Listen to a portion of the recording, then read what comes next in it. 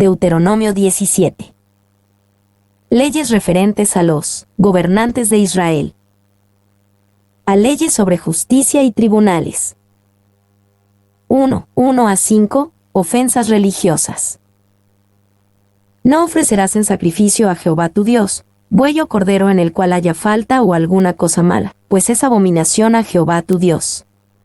Cuando se hallare en medio de ti, en alguna de tus ciudades que Jehová tu Dios te da, hombre o mujer que haya hecho mal ante los ojos de Jehová tu Dios traspasando su pacto, que hubiere ido y servido a dioses ajenos, y se hubiere inclinado a ellos, ya sea al sol, o a la luna, o a todo el ejército del cielo, lo cual yo he prohibido, y te fuere dado aviso, y después que oyeres y hubieres indagado bien, la cosa pareciere de verdad cierta, que tal abominación ha sido hecha en Israel. Entonces sacarás a tus puertas al hombre o a la mujer que hubiere hecho esta mala cosa, sea hombre o mujer, y los apedrearás, y así morirán. No. Esta sección, al igual que Éxodo 21 a 23, tiene la intención de dar instrucciones a los jueces de Israel sobre cómo administrar justicia para la nación. Es la jurisprudencia, sobre la cual se pueden entender los precedentes legales para casos futuros. B. En el cual haya falta o alguna cosa mala, pues es abominación a Jehová tu Dios. Dios ordenó que nadie puede traer a él un sacrificio en el cual haya falta o alguna cosa mala, pues es abominación a Jehová tu Dios. Dios no reconocía la entrega de artículos desechados, sin valor, como un verdadero sacrificio para él. Tenemos una tendencia a querer siempre darle a Dios el segundo mejor, sino el tercero o el cuarto mejor. Pero Dios no aceptará tal sacrificio. Y hay innumerables chistes que ilustran este punto. Uno común describe a un granjero cuya vaca dio a luz mellizos, y juró que le daría uno de los terneros a Dios. No decidió cuál dar a Dios, hasta que un día uno de los becerros murió. Le dijo a su esposa, ¿adivina qué? El becerro de Dios murió hoy. 2. Israel no siempre cumplió con este estándar, y cuando ofrecéis el animal ciego para el sacrificio, ¿no es malo? Asimismo, cuando ofrecéis el cojo o el enfermo, ¿no es malo? Preséntalo, pues, a tu príncipe, ¿acaso se agradará de ti, o le serás acepto? Dice Jehová de los ejércitos. Malaquías 1:8. 3.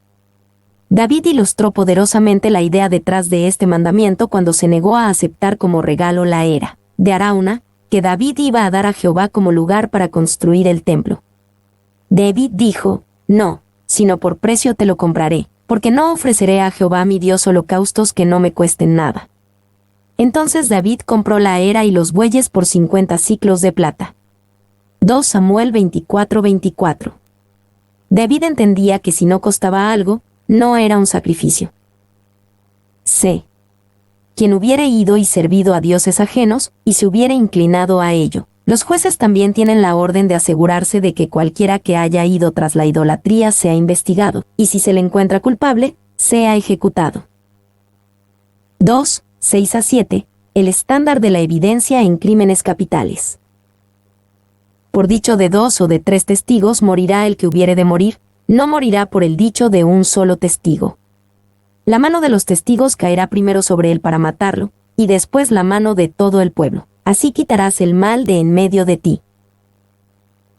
Por dicho de 2 o de 3 testigos morirá el que hubiere de morir. Nunca debía haber pena capital a menos que hubiera evidencia de al menos 2 fuentes independientes e irrecusables.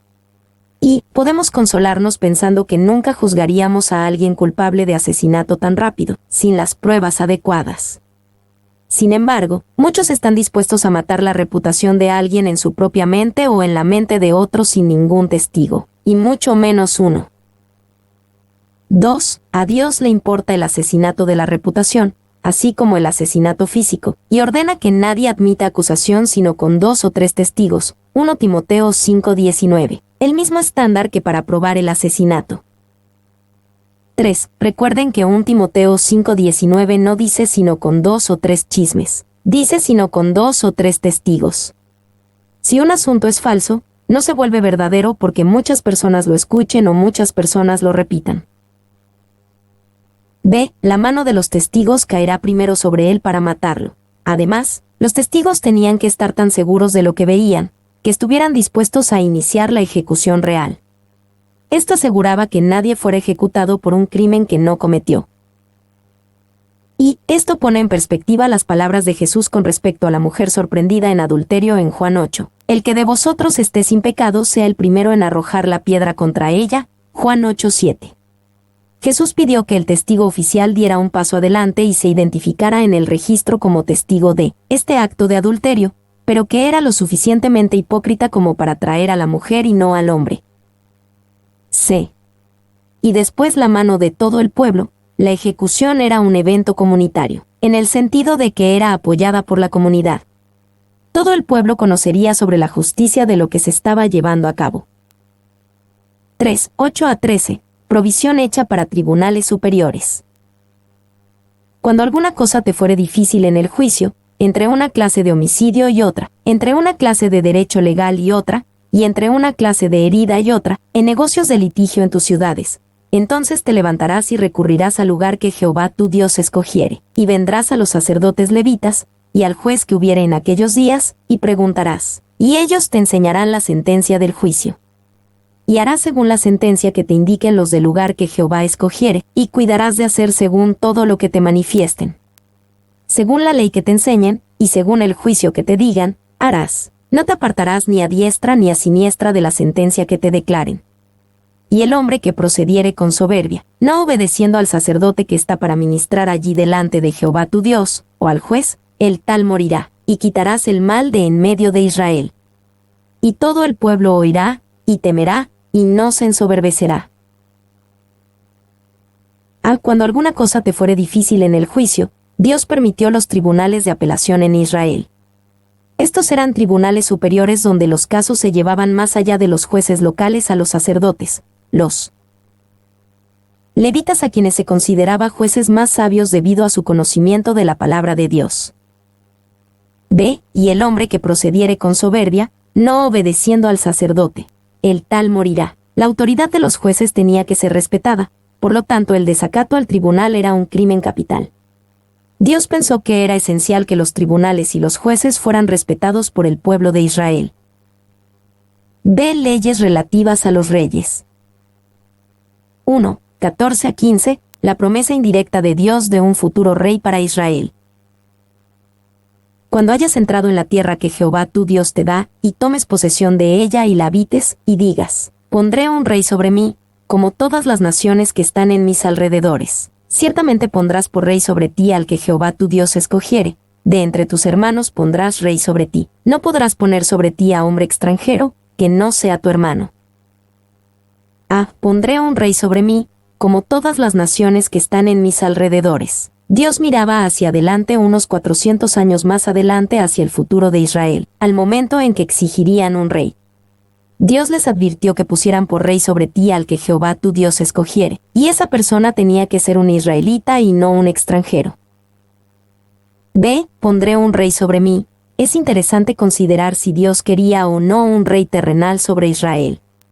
En 1 Samuel 8, 6-9, el registro de la demanda de rey por parte de Israel pone la solicitud de un rey en una luz negativa. Uno podría preguntarse si Dios realmente quería que Israel nunca tuviera un rey terrenal, y si quería que lo reconocieran solo a él como rey.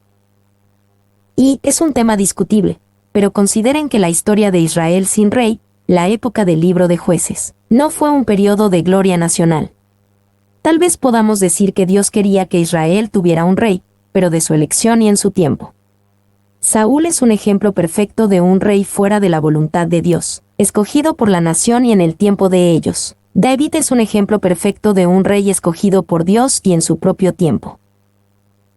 2, 16-17, mandatos para el rey. Pero él no aumentará para sí caballos, ni hará volver al pueblo a Egipto con el fin de aumentar caballos, porque Jehová os ha dicho, no volváis nunca por este camino. Ni tomará para sí muchas mujeres, para que su corazón no se desvíe, ni plata ni oro amontonará para sí en abundancia. Pero él no aumentará para sí caballos. El futuro rey de Israel no debe confiar indebidamente en el poderío militar.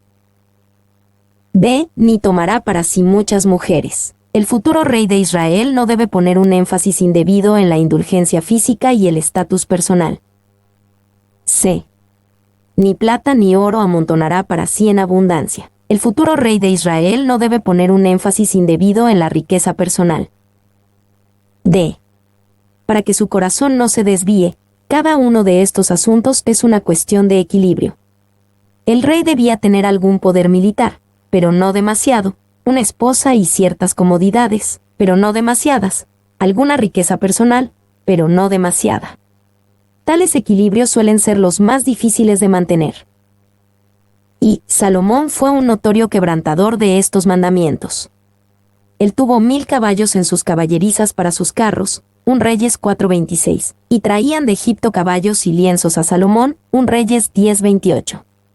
Tuvo 700 mujeres reinas y 300 concubinas, y sus mujeres desviaron su corazón, un Reyes 11:3.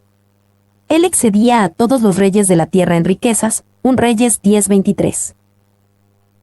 2. Sin embargo, todo el tiempo, podríamos ver a Salomón conociendo los mandamientos de Deuteronomio 17, pero engañándose a sí mismo al hacer preguntas autojustificadoras. ¿Cuánto es multiplicar? Yo puedo con esto. No he ido demasiado lejos. Puede parecer evidente que 700 esposas y 300 concubinas son muchas esposas para ti, pero uno nunca debe subestimar la capacidad del corazón humano para engañarse a sí mismo en tales situaciones. 3. Cada una de estas 3 áreas refleja los lugares donde caen muchos líderes cristianos modernos, con respecto al poder, el placer o el dinero. Los mandamientos de Dios para los líderes no han cambiado, y tampoco ha cambiado la necesidad de estar en guardia contra el autoengaño en estas cosas que derribaron a Salomón. 3. 18-20, el rey y la palabra de Dios. Y cuando se siente sobre el trono de su reino, entonces escribirá para sí en un libro una copia de esta ley, del original que está al cuidado de los sacerdotes levitas, y lo tendrá consigo, y leerá en él todos los días de su vida, para que aprenda a temer a Jehová su Dios, para guardar todas las palabras de esta ley y estos estatutos, para ponerlos por obra, para que no se eleve su corazón sobre sus hermanos, ni se aparte del mandamiento a diestra ni a siniestra, a fin de que prolongue sus días en su reino, él y sus hijos, en medio de Israel. Escribirá para sí. Es sorprendente pensar en el rey de Israel, trabajando sobre un pergamino con una pluma, haciendo una copia personal de la ley de Israel. Esto muestra cuánto deseaba Dios que la palabra de Dios estuviera en los corazones de sus gobernantes. Dios quería que cada rey fuera también un escriba. Y, dicho sea de paso, la frase una copia de esta ley, 18, aparece incorrectamente en la LXX como, esta segunda ley, to Deuteronomion Touto. Fue este malentendido lo que dio origen al nombre Deuteronomio. Thompson.